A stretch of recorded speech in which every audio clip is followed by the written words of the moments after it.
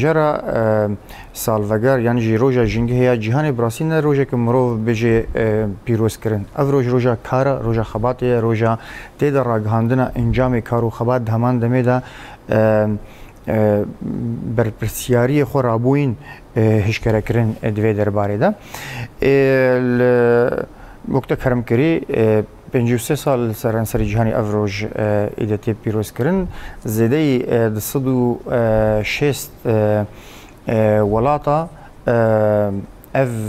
ئاهەنگ یانجی ئەڤ چالاکی ji bo vê rojê hatine pêkanîn û di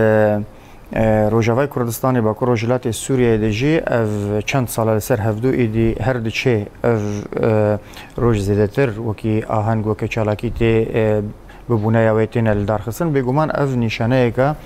bilindbûyîna asta em bêjin têgihiştin û serwextbûyîna giringiya vê rojê ye ez dikarim bi kurtasî bibêjim got roja ژینگە هەیە 2025 gelek giring e ji ber got taybetmendiya xwe li ser mijara plastîkê bû wek got hûn dizanin û slogana wê ew bû got em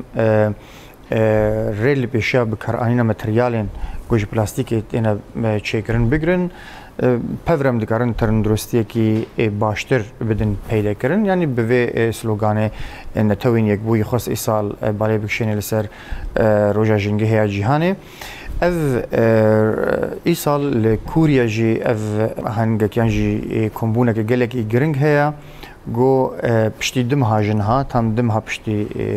pêncî hezêranê civîneke aliyan li dar dikeve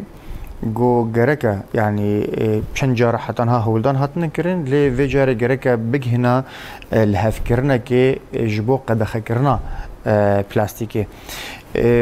ev viyekî pir mezin didê bi rastî ji ber got niha ji qiyanosa bigire ji derya û ji çiya bigire hemî xwezaya me tendirustiya mirovan tendirustiya lawiran hemî ji ber mijara plastîkê